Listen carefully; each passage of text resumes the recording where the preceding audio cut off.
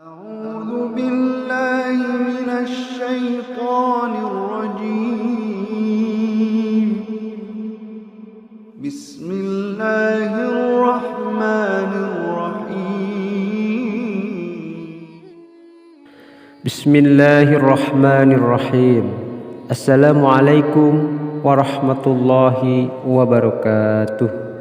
Syukur alhamdulillah kita bisa berjumpa lagi di channel ini.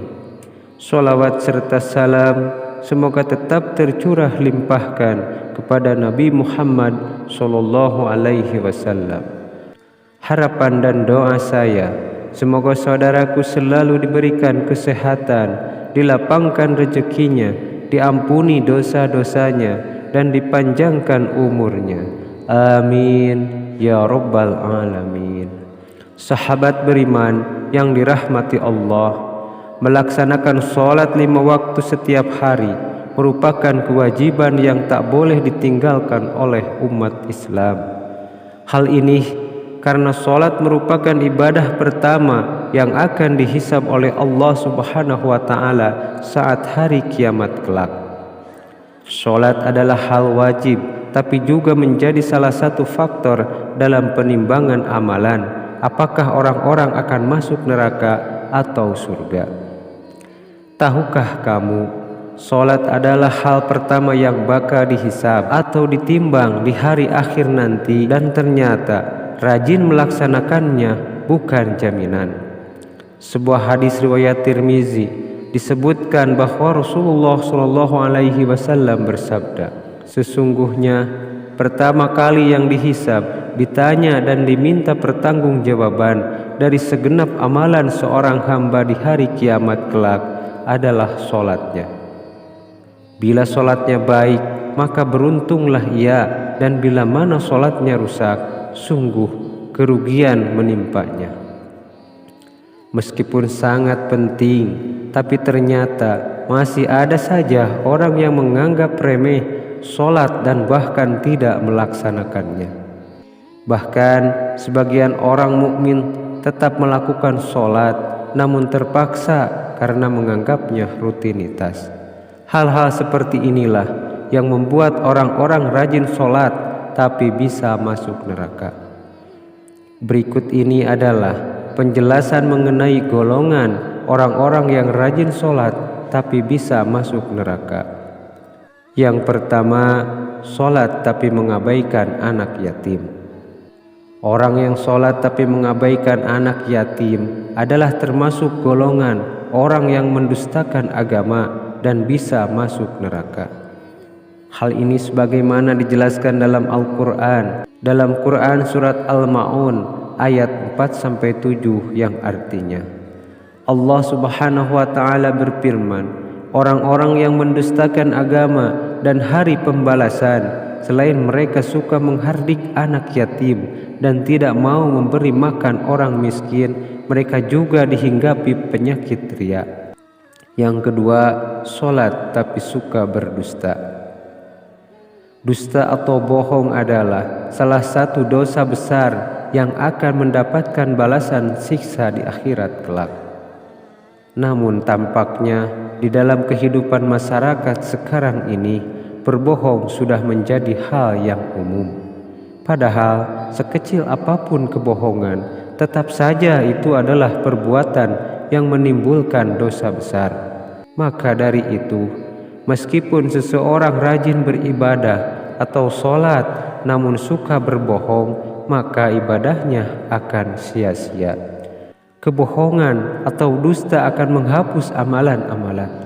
Lalu jika seseorang tersebut mati dalam keadaan belum bertaubat kepada Allah, maka ia akan dimasukkan ke dalam neraka.